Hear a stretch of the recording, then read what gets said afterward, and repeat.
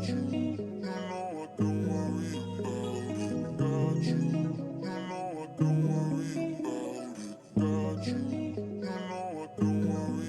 I don't like to do that.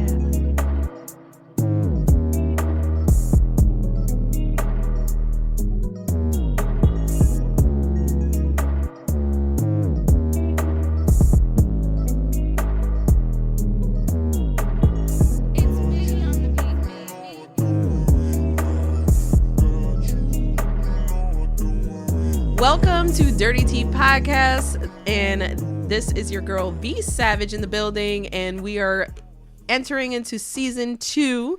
If you didn't catch the first episode, we are so glad to be on a second year going around. So I really hope that everyone is checking out the social medias, because we are going to partner up with Bros Dough in their grand opening to their new restaurant. And I'm so excited because one of my brothers is one of the owners. It's multiple owners for Bros Dough if you haven't been there yet, but it's New York style pizza and it's delicious. Like, everything on the menu is amazing. So I'm so happy to partner up with them, because they came out to my 1-year anniversary talent show, and we had such a great time. The talent was so amazing that he said we have to do this again. So for the people who missed that talent show, there wasn't too many because it was a heavy crowd. We did really well. But if you did miss it, we will be doing another one this summer, and the details are to follow. But please make sure you're keeping up with the social medias. Follow me, Facebook, Instagram, Dirty Tea _podcast, Snapchat. You know your girl don't be on there like that because I'm still learning how to use all these different applications, but I will post it on there as well. So tonight we have one of I call him my mentor, because he has helped me through this whole process. His name is Derek. Welcome, Derek. Welcome. How you doing?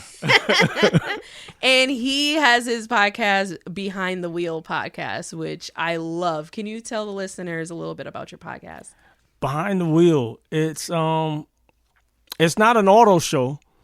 It started when I was going through a transition running, and I said I wanted to interview some of the runners, so I would just, put them. They'd have to have 2 phones. Like you got 2 phones. Remember the song, right? What was the name of the song?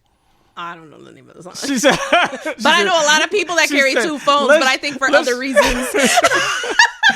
He said, just keep the conversation. So you would have to have 2 phones. You'd record yourself on one phone and talk to me on the other phone, and I would do it in the car. And so that was the name Behind the Wheel. It was a show about ordinary people doing extraordinary things within their community.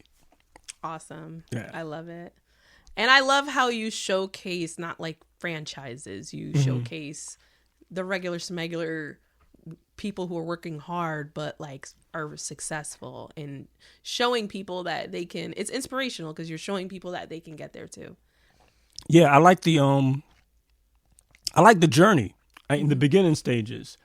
Like if I've been following your journey the whole while, I don't need to watch the podcast now, because I know, I remember when he dropped this one. I remember this. I've been following all along. Now, why would I sit down and watch? I've lost interest after you've made, not that, I kind of lost interest after that. Like, I like watching J. Cole's rise. Telling us, this guy's going to be hot. Yeah. What are you talking about? You can just tell by the energy and the Right. drive and the consistency. And that's one of the things that attracted me to you, is the consistency, I'm doing this. And you hit me with the professional voice over the phone. Oh, that's my white girl voice. Hi, how can I help you? I'm here to take care of you. They don't hear that on this podcast.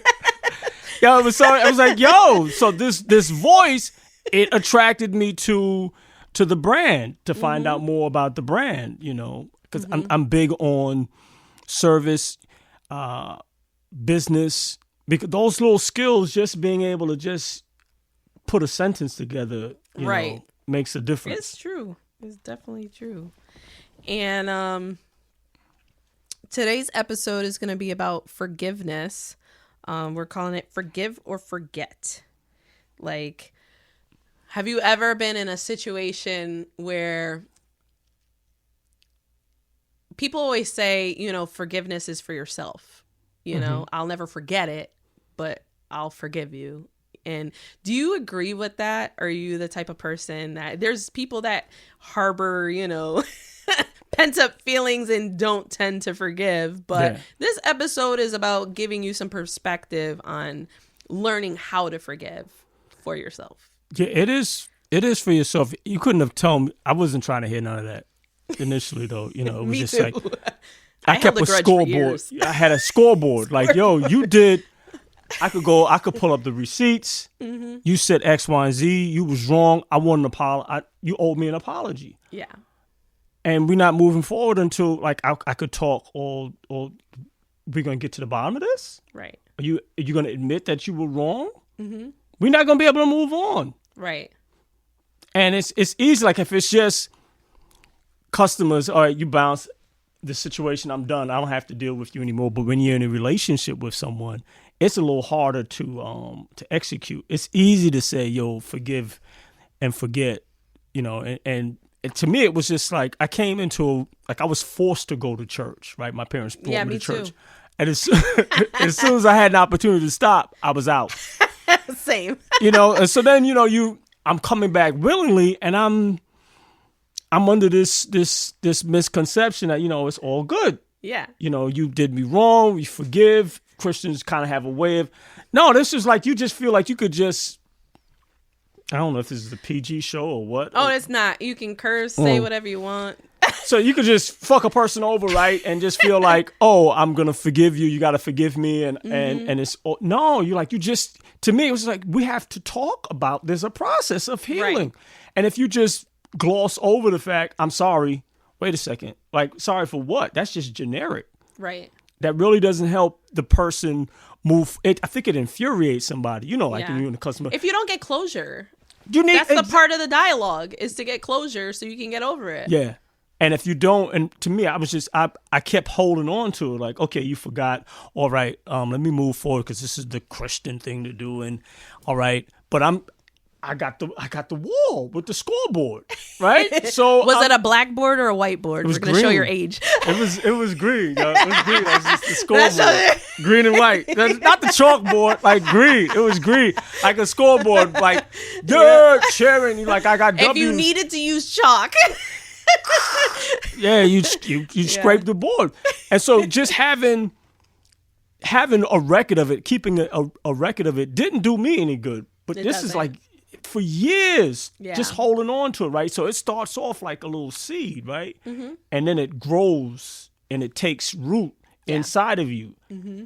And festers. Yeah, Mm-hmm. And you start, and the worst thing you could do, newly married, me and my man talking at night. He's newly married too, so we don't have any much wisdom between us. So he talk about, oh, my lady did this. The blind leading the blind. The blind, right? He talk about how bad he's being treated at home. I'm talking about, all right, and this was a routine, and all that was doing was watering the negative vibe. Right. Mm-hmm. So now I'm reinforcing all of this stuff inside of me, and it's growing. Now it's like this big oak tree now inside of me. Now it's like, yo, you're growing further and further apart from the person that you're with. Yeah. Because you didn't make the adjustment. Right. You just going along with this. You did me wrong, and now I'm just keeping score and I'm keeping tally. And before you know it, the scales start to tip. Like you out. Yeah.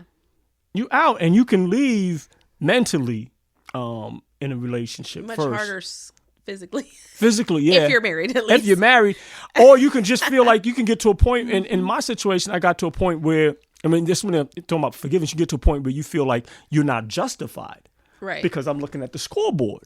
Yeah, I'm losing, and so I have options. Yeah, This is the outcome. This is what I should do now at this point. And you start to feel justified. Right. And you make these decisions thinking that it's okay. It's good. You good. Mm-hmm. You good. Mm-hmm. Because we spoke about it. You continue to do it.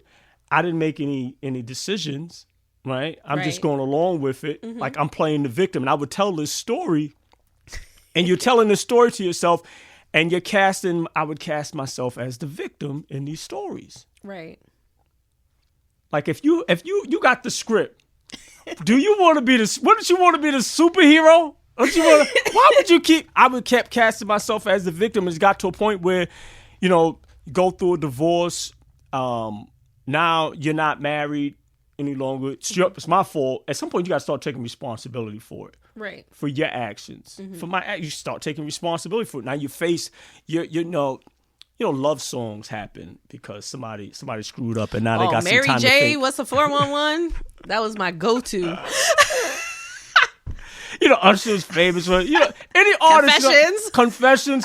Something happened. You screw up. Now you got time. Yeah. You got time. You're alone. You're able with your feelings. Right. And now it gives you some perspective. Right. And you start realizing like, yo, I lost it. And even this week, I'm doing laundry, right? And I can't find one sock. I'm by myself. The dryer always eats the dryer.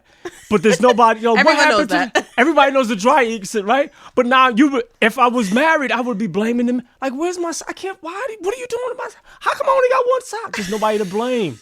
You by yourself. You doing the laundry. So you realize, all this stuff that you think is important, it's not. It doesn't matter. Right.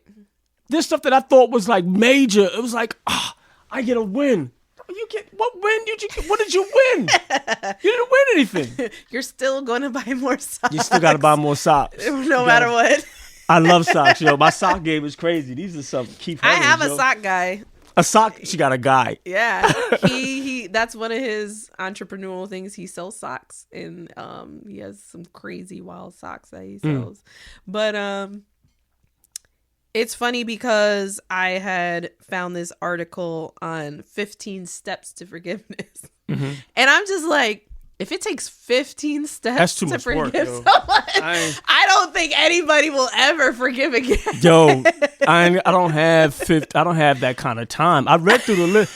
I was like, 15. I started looking through it and I'm like, I don't think we have time on this podcast to go through all these steps. Yeah, if I couldn't even get through the list. I looked at the list. I'm like, I'm not doing that.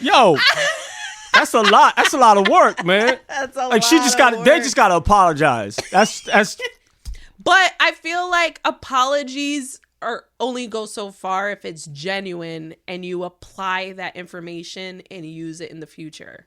So you don't know necessarily somebody doesn't like something until they do what you don't like, right?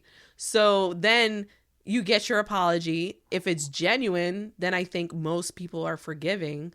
But then if you do it again, it's not genuine anymore. That apology doesn't matter, that second one, But part of it is also having dialogue with yourself, knowing yourself. And that's what I learned from being a parent, being married. There's times where my kids do stuff that how do you feel like you're forced to forgive them because they're your child, but sometimes it's like so out of line. Like my oldest is 21 now. You're an adult now. You're not my kid anymore. You know better. But recently she said something that was just so vile and so evil in anger. And my therapist is like, well, look at it from this angle. Look at it from that angle. I feel like one of my biggest weaknesses is my empathy. I'm always looking at their perspective and, maybe they were feeling this way and that's why they did this and whatever. And I give people a lot of passes. I'm very patient. But I'm just like, what she said to me was so outrageous that I'm just like, I don't know what to do from this point. And that's why I'm glad we're talking about this topic, because I was just like, it's different when it's other people. Like you said, if it's like associate or a stranger or whatever, you can look at it from an aspect of that person doesn't know me. You can easily forgive or forget. Like, I don't really care about this person, so I'm just going to forget what they did and move on with my life, right? But when it's someone who's in your life constantly, whether it's a spouse or a child or a really close friend, I was the type of person where I held grudges before. I had a high school friend that she did something, not even to me, but to other people. But the minute she did the slightest shady thing to me, I'm like, oh, well, you dogged all these other people out. You're trying to prey on me now. And I stopped talking to her for 20 years.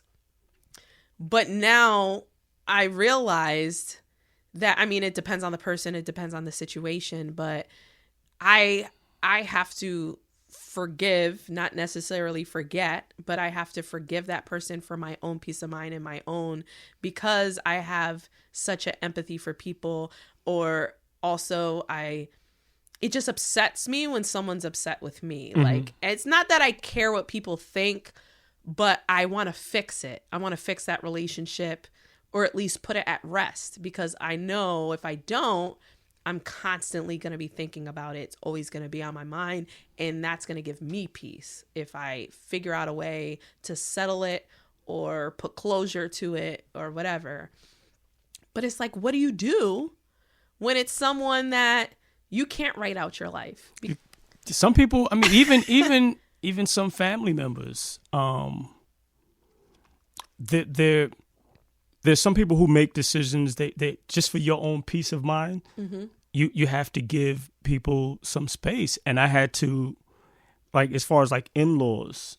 Oh, don't get me started. Because it was, you get married, right, and then it becomes almost, I don't know if the mom, and in my instance, it's always the mom. Like, you can't relive your life through your children. Let them live their life. Whatever happened with you, and her mother was ahead of her time.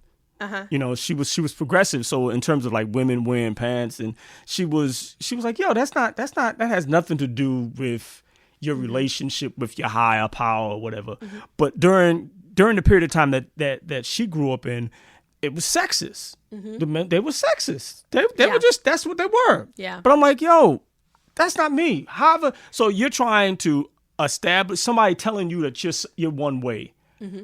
And you know you're not that way. It's like, why are you trying to? That's not me. Right. Don't put that on me. Like, whatever y'all were dealing with, that's what they were dealing with. Like, I'm not from that era. Right. This is our life. Right. This is what we're living.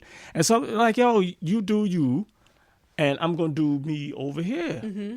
And some people, you just have to like let them be, for your own peace of mind, because it would become. It was early on. I'm driving to work, and I would pick her up in the morning. Like, so I'd like to think I'd like to be on time outside of today, right? I'm gonna call you. I'm gonna let you know what's going on. Yeah. Right. And so there'd be times I drive, I pull up, I gotta pick her up, and she's not ready. She's not going. So meanwhile, I'm driving. Like, you could have saved me some time. Mm-hmm. And so this to me is like, I became very, like, time is important. Like, I really believe, like, time is important. So if I'm saying, like, I'm going to be in, I can't get it back. I'm not just going to be just like, oh, it's whatever. Mm-hmm. You know, that's just not it.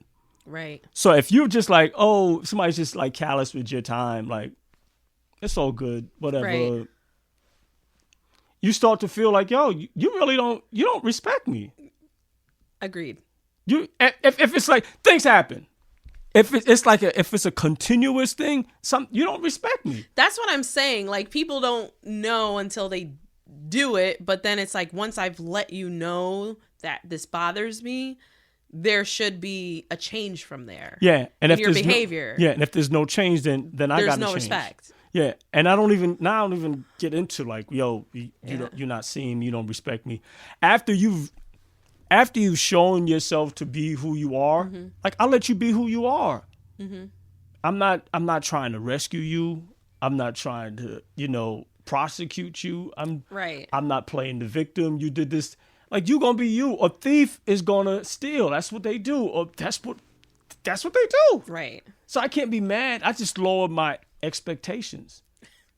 I really, like, if I lower. That saddens me though. Check this out. So when somebody said this to me, and I can't even claim that I originated this. You said, you want to keep from getting disappointed, learn to manage your expectations. Yeah.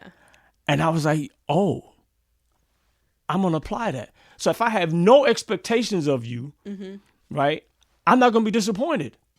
Right. So I'm going to be at peace. Yeah. But I could get into this thing where I'm playing the victim, right? You did me wrong. I allowed you to do me wrong. I made the decision to be with you. I pursued you. You weren't pursuing me, right? Whether it's in a relationship, you made a decision to be with this person. Yes. So when I start now taking back my power, now I'm not the victim. So I can't be like mad now because I chose you, right? And you get red flags. You get red flags. You know You do, but sometimes you don't know until It's too like late. the next relationship. You learn from the red flags from the last one. No, but now when they go up, now as soon as I'm out with somebody going to a housewarming party. We at this housewarming party. Young lady gives me her pocket. We're not a couple. She gives me her pocketbook. You know, antenna goes up like, why you give me your pocketbook? In my head, I'm having this whole conversation. I'm thinking you going to the bathroom, you're going to powder your nose, you're going to need your pocketbook. What am I going to do with your pocketbook? Right. What would you do with the pocketbook? I put the pocketbook on the floor in between my legs. I think it's secure. I got it in between my legs. Nobody's going to grab it. I'm good. She comes out of the bathroom. Says, you put my pocketbook on the floor. It's bad luck. It's bad luck. Right? Now, I'm not superstitious, so I'm like, okay, I'm not going to be dealing with You're this. gonna make her broke. I'm not going to be dealing with this. So I know I'm not going to be dealing because I'm not going to buy into, I know this is a thing. And so prior me would be like, yo, I'm just trying to hit it. You know, I could overlook that, whatever. I'm just interested in one thing. And that was you have an objective, right? Yeah. I'm like, yo, sex is it's not that important to me now. Right. It's important, but it doesn't rank up there on peace. Peace is more than peace. Peace is more important than peace because you could, like after you're intimate, right? Now what? I gotta be listening to bad luck stories. That's gonna irritate the hell out of me. I know me. I'm not gonna be able to do it. So I said, okay, I'm not gonna see you again because I'm not gonna entertain that. Right. So that was maybe that's the extreme, but it saves me some headache. Yeah. And you could lose a lot of time being bitter, being upset, being angry, being you did me wrong, and you remind now you're taking it out. You're carrying all this baggage with you around into the next relationship. It's heavy. It's heavy on your heart. It's heavy on your soul. Like, that's why, like, I feel like when you know yourself, you don't allow, you see the red flags easier, I think. Yeah. When you learn yourself. But that takes time. That takes being by That takes a lot of time. It takes being by yourself. Yeah. It takes being by yourself. Like I'm gonna do a series on relationships. Like I wrote this thing this morning, so I thought it was interesting that you said. That's why I asked, like, why you want to do forgiveness? Because I'm going through it, man. You're going through it. So I'm listening to this thing. I'm like, yo, I wrote it like in 2018. You're holding yourself hostage. If your past is holding you hostage, you know, you should pay the ransom and set yourself free. How do you pay the ransom? You have to actually do the work. You have to forgive, because Yes. now you become the victim. You become the prisoner. Yeah. You're actually now you're setting up this prison. So you're the warden. You're the guard, keeping you in this safe. You're in this cell that you think it's protection Right. from the outside world, but it's keeping you. Meanwhile, the world is moving on, and you're stuck right here. Reminds me. You remember Fences? No. There's a scene in Fences. Denzel and what's the name is there, and he's talking to his lady Troy. Right? Troy's talking to Rose. Rose, you don't understand. I've been standing in. It's hard for me to say that I've been standing in the same spot for 27 years or whatever, however long it was. It's just like, I've been standing here with you, like in the same spot. She goes through this thing where I've been with you, And it didn't take me 27 years to figure out that the soil was hard and rocky. You was never going. She goes, snot running down her face and everything. She knew, like, yo, I'm with you. I knew you wasn't going to change. He was in the same spot. And at some point, he just felt like, yo, now I'm going to go out and I'm going to start messing around. As if the mistress is going to make it better. No, she's not going to make. It's a Band-Aid. It's a the problem is in the word. That should give you, that should give you an indication. Stress. This is what it's going to cause you. Stress. I love that. Stress. Miss the stress. Leave it alone. The stress. Whatever you want to. That's exactly. I love that. It becomes like your body. Your emotions, it might feel good, to sneak it around for a second, blah, blah, blah. You got your drink, you become, there's the triangle. Somebody's supposedly going to be rescuing you from your misery. You're telling them this story about how bad you're being treated. This nigga ain't paying no attention to me. Yeah, oh, babe, man, if you was with me, right. Now you, because he was playing the victim card, but you're in, as I was, you know what? Let me just rephrase that, because kids have no authority over how their life is ran because the parents do it, right? So once you're an adult, you're outside of your parents' home. At that point, I feel like you can't play the victim card anymore because you're in charge of your own destiny, your own story. And it's the decisions that you make from there on that tell that story. So I don't feel bad, when people are like, oh, this person's mistreating me or this person's doing this. Like you said, you chose that person. You chose to be in that relationship. Mm-hmm. I'm not saying that every relationship is easy to get out of. I've dealt with a lot of, people who've been through abusive relationships, didn't have 2 pennies to rub, and they're just scared of how they're going to survive without that person. But people, I think, need to tell their story more. Yeah. And not keep things so private. The privacy is hindering you. That's the part that keeps people, oh, I didn't know that was going on. Like, I didn't know my niece was in an abusive relationship. And one of the things I remember coming up was you always knew so-and-so had a crazy uncle. So-and-so had a crazy nephew. Yeah. Everybody knows so-and-so. Don't fuck with them because he gonna come. He gonna come and get you. That's just There's the way always it was. someone. There's always someone. And when somebody knows that, Josh was that someone for us. We had turntables, right? We were at this party, young shorty coming up, we being DJs. End of the party, we got set up. Somebody steals the turntables, right? No way. In Brooklyn, it's Josh crazy. Got them. Josh, you just named this guy, Fish Face. Fish Face is worse. Walking around with these sterling silver chains on, right? And we see Fish Face. Fish Face is one that robbed us. Oh. We tell Josh, there's Fish Face. Josh runs inside the house. This is the middle of the day. Gets his 45 and pistol whips this nigga right here in Brooklyn. And never had a problem with anybody. It's like, Josh is not to be played with. Mm-hmm. And so when people know that you have somebody in your life, they start to think twice. They know who they can get away. If you're the type of person, you're not going to share stuff with anyone, then something's going to happen. You're going to feel, guilty, or you're not. Who do you go and tell? Right. So you keep it to yourself until it gets to a point where there's people you can tell, but I think people are just so embarrassed. It's the embarrassment of part. what they're going through that they don't want to tell people. I don't want to tell. I got this car. I'm in this thing. Mm-hmm. He's it's leverage. If you're in a relationship, if it's in a marriage relationship and everything's going right, you upset. You ain't getting none tonight.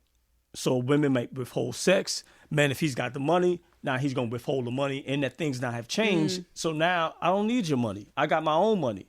Mm-hmm. So now what leverage? Because people just don't have the language to Yeah. even just talk about like, okay, this is what I'm feeling. You know, when you do this, this is how this makes me feel. You know what I Yeah. mean? But you don't want to talk about the feelings because the anger is secondary.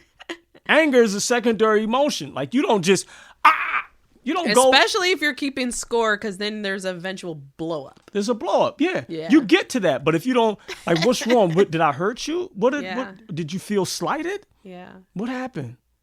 Like just talk. Yeah. And now it's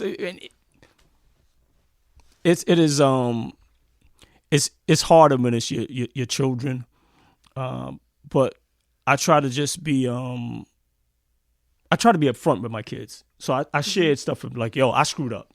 I screwed up. This is a decision that I made, and decisions have consequences. Right. And you get to a point where now you go through this time where you're alone, and you get to realize like who you are, what you like, what you don't like. Yeah. Oh, this was me. So when I think about mistrust, that was your writing. I actually wrote my way out of hell. 2 years just sitting down, you by yourself, you have some time to think, and you're writing, and this is where I went off.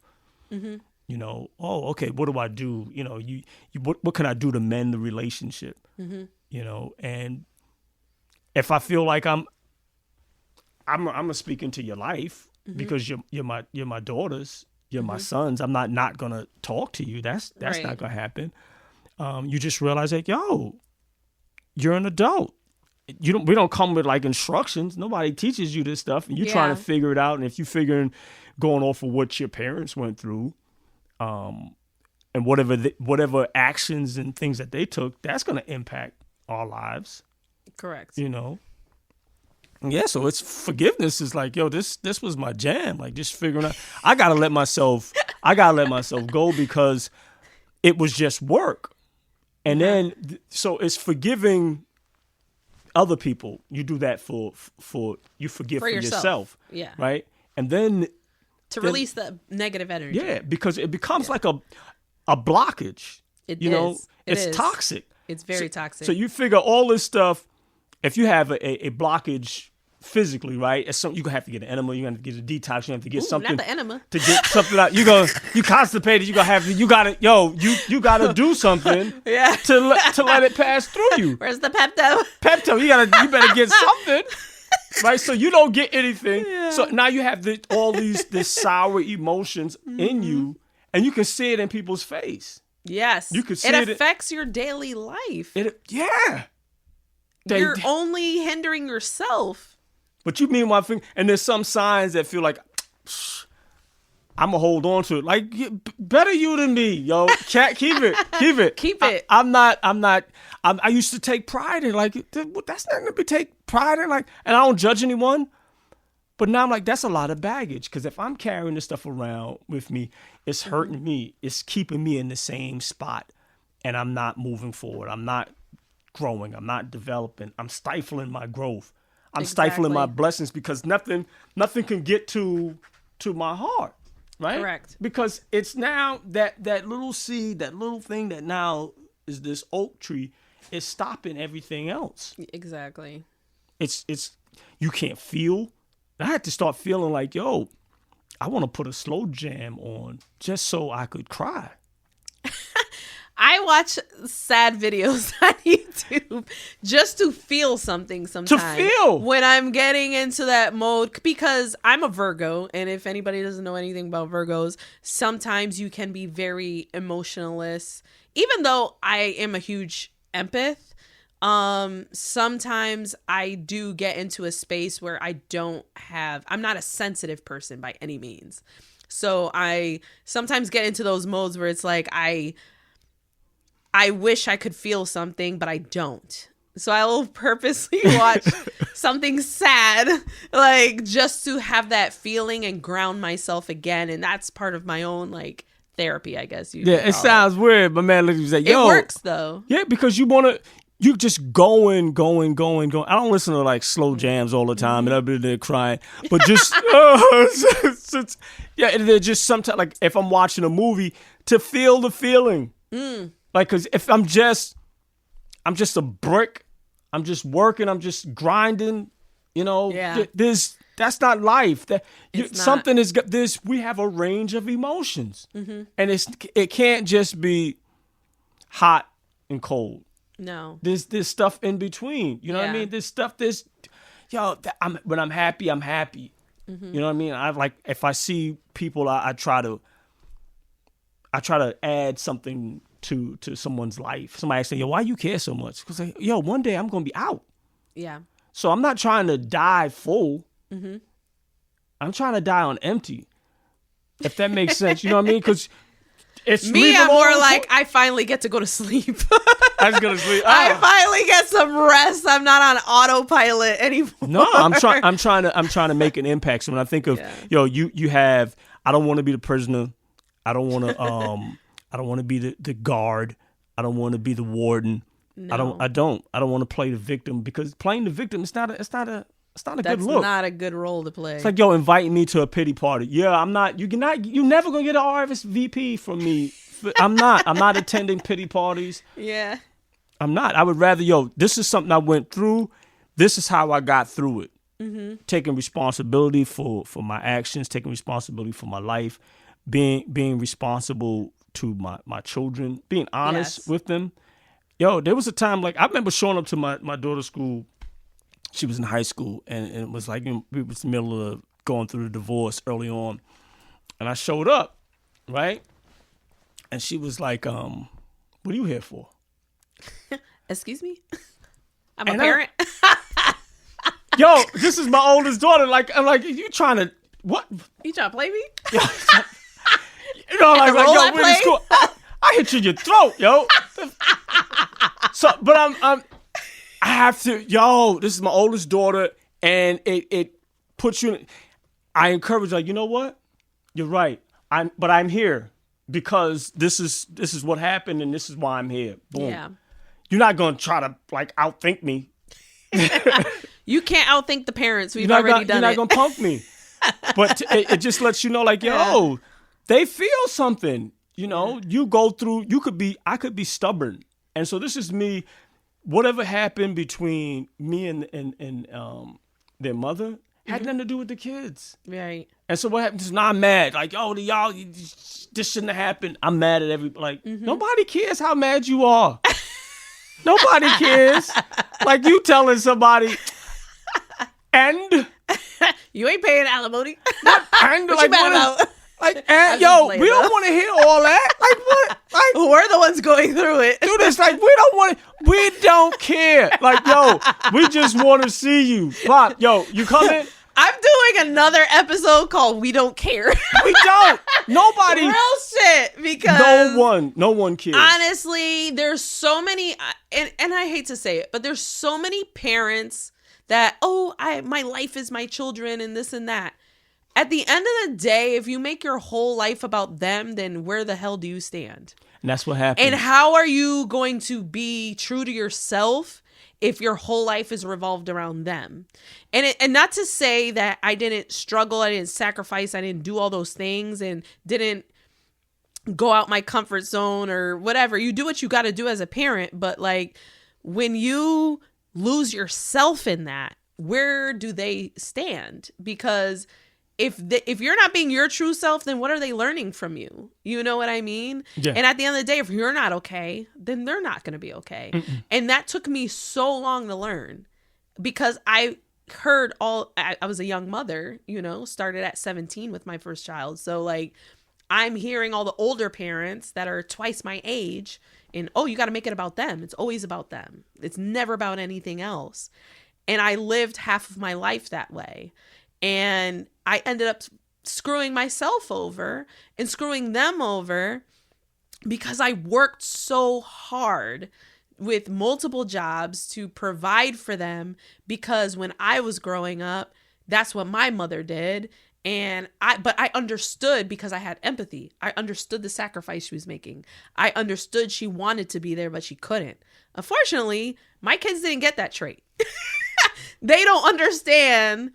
I'm trying to provide for you. I want you to never worried about an eviction or this or that or electricity going off. Those are the things that I had to worry about. I don't want you to worry about that. So in my head, I was like, I have to make sure they don't go through this. But it turns out that their needs were different from mine growing up. And I didn't realize that. They didn't care so much about the struggle. They just cared about me being there. That's all they ever care about. Yeah. But now that I have the time to be there and I figured it out, I feel like it's too little too late almost. No. Because they're older, but then they treat me like that. Like, it's too late. Like, we needed you back then. Now we're grown, and now we're doing our own thing. They're going to figure it out. But I hope when they move out and they do their own thing, like my first child's out, but she's not out on her own. She's at dad's house because she used to run her mouth. And I'm like, you know what? For my peace of mind and the smaller children I have to take care of, I can't be worried about you because you're a grown-ass woman. And I learned that, like, I need to let you go. And you need to figure it out on your own. You're 21 now.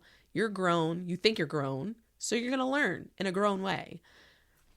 It is, my pops, I thought my pops was, like, mean as, like, nails, just hard, right? He told he had this saying, your heart is you can't hear, heart is you'll feel. Right, so the crack epidemic. There's two sides of it. So you have drug dealers, yeah, right. You have drug dealers and you have people who are on crack. My brother got hooked on crack, and so my pops was like, "You can't stay here," and he meant that shit. Like you can't stay here. Yeah, he was a type. So my modern day Joe Clark was Frank Mickens. Frank Mickens used to tell me, "Yo, you never put a sign up and don't enforce it." That was my pops. Right? You can't live here means you got to go. And so my brother was out. He wasn't even out doing that. You can't live here. Okay, yep. My brother comes home one night with a hole in the chest. My pop stood upstairs. He didn't come downstairs like, oh, are you okay? Why did he come here? This is what he asked my mom. Like, what? Why did he come here? He came here because in his mind, he had already, if you do this, this, and this is going to be the consequence. Right. It's going to be, if I tell you, now if I step in and I intervene, what am I teaching you? Like, the world is not going to do that. Oh, you got a boo-boo?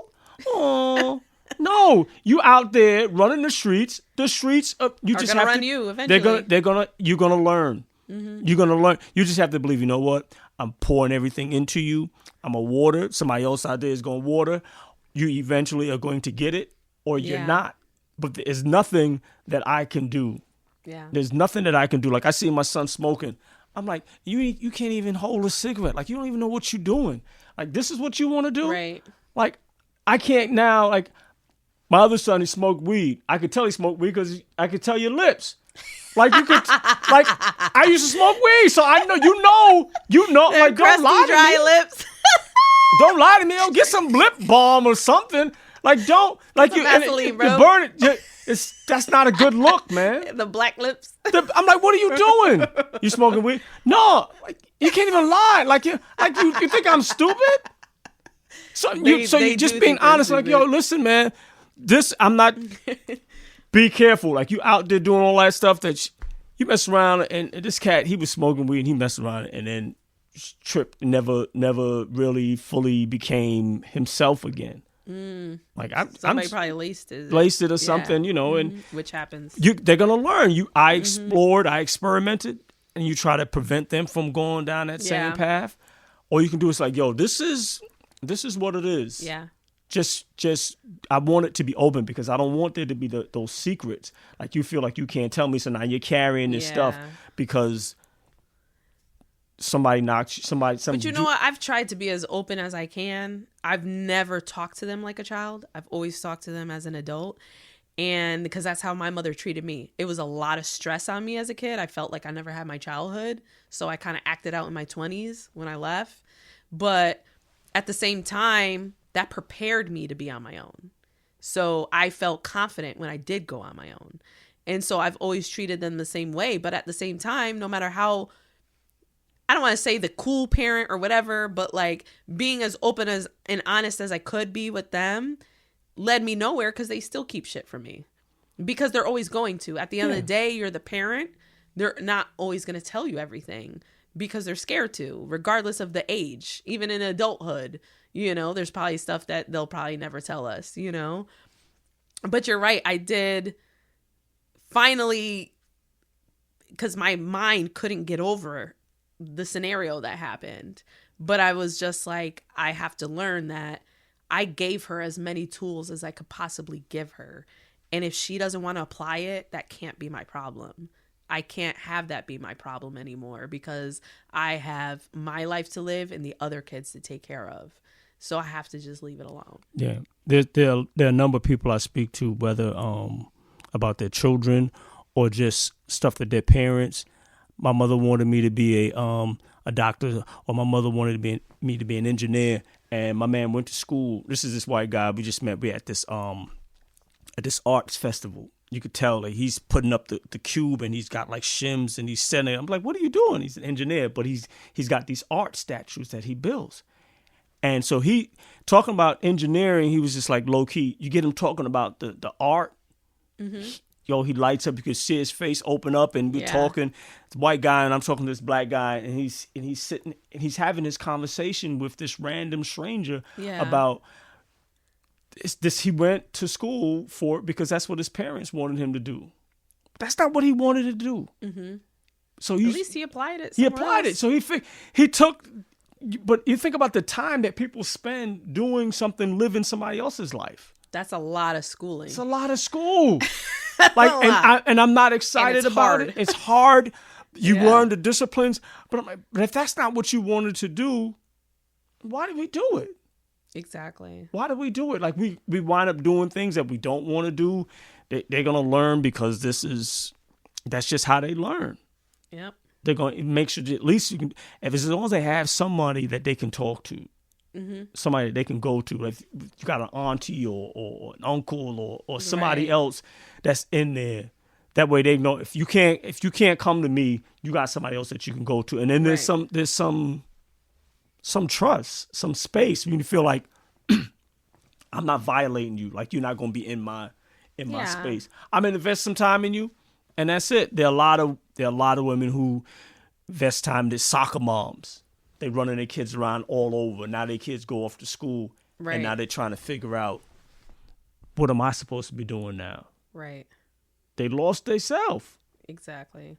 They lost their self. Like my brother, is his daughter just went off to school. My man is crying, right? Mm-hmm. And I don't even think it was that she was gone. It's like, yo, now you're at home and with the wife. not like he's sad, right? Yeah. But you're at home now, like you're gone. You start to realize, But there's a lot of couples like that because they lost themselves investing into the child the entire time. Now they don't know who they are or who they are together. Yeah. Because they didn't work on their relationship throughout that time. They just worked on, let's raise this kid. And that happens to a lot of married couples. Yeah, a lot of people stay married. Homie bouncing around, it's just, what you going to call it, open. Yeah. I'm staying because I don't want to get hit up with the child support. Right. But now, like, what do you think that nobody knows, like, what's going on? Like, you and mommy really are not feeling each other? Yeah. They're not, there's no love. Like, my mother didn't work. She worked and she had gotten fired. Something happened with and I remember the story. Somebody thought she was a housekeeper, right? So she took care of houses. Somebody accused her of something, and then she didn't work. Mm-hmm. She was at home. She took care of the house. She took care of the when I say house, apartment. Mm-hmm. Took care of my father. That was her whole life. Yeah. And after I graduated from high school, my pops, they moved back to Barbados. Mm-hmm. So her whole life was around shopping. She used to go grocery shopping like 4 times a week. We didn't eat that much. But it was just, there's nothing else. Yeah. There was no outlet. You got to have an outlet. Yeah. You got to have something that you're into, something that you're passionate about. Yeah. She didn't have friends. Like we didn't have a phone. So I used to tell chicks, yo, don't call me, I'll call you. And it wasn't a line. It was, I don't have a phone. You can't call me. I don't have a way for you to call me. Give me your number. I will call you. I'm not, and it wasn't cool. I said it like it was cool, but I didn't have a phone. We didn't have a phone. We only got a phone until my mom had gotten sick, and my pops he cared more. He wanted somebody else. He was saving. He figured he wanted them to be able to get in contact with other people from the church. Outside of that, we didn't have a phone. That's crazy to me. This was like, my pops was on a mission. Like I brought you all here to go to school, get your education, and I'm going back home. Anytime we screwed up, that was it. I know that speech to this day. I brought you all to go to school, get your education, and I'm going back home. Anytime you screw up, this is my man's thing. And then wait till your father gets home. My pops would beat the shit out of you. Like he made beating like an art. Art. Oh damn. An art. He would take the belt off. That'd be one hit. Come back around. After a while, you ever stop? Like, I'm not gonna cry. You had beat the tears out of me. I'm not gonna cry anymore. Damn. So now that that's real shit though. You just get to a point like, now, how hard? That's it. That's all you got. That's not life, yo. But I remember you learn, you grow forward, and you realize, they did the best that they had with what they had access to. Yeah.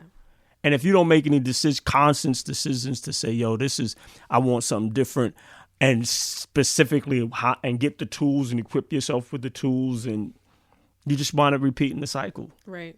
And at the other part of it is forgiving yourself.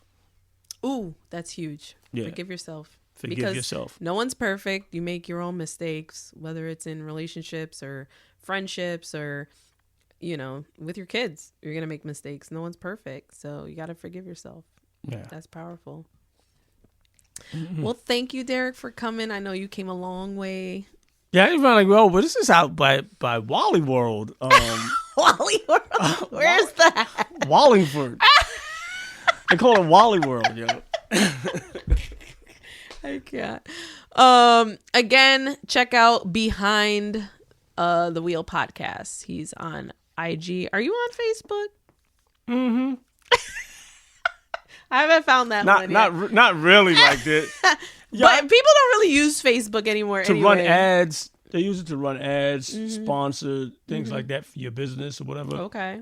Like I really stopped messing with Facebook because it's most people are on TikTok and and Instagram anyway. People don't really mess with Facebook anymore. If you want to run ads, you want to set up groups, for your podcast, for your business. That's what they pretty much use it for. Like I don't use it to. I go on sometimes. I find it depressing. Somebody's updating something. Somebody died or right. Or, you end up in Facebook jail. Facebook a lot of my friends are in Facebook jail. I'm just. I don't know. I'll be trying to. I'm like, what's the bail? You need my help. What's the bail? You need help. But yep. Season 2 is started off with, we had the episode Mortgage or Marriage. Now today, Forgive or Forget. And I feel like we're starting off strong, and I'm so excited for the rest of the season and what's to come. And thank you everybody for listening in and your continued support. And thanks to Derek again for coming in. Thank you. Appreciate it. Good night.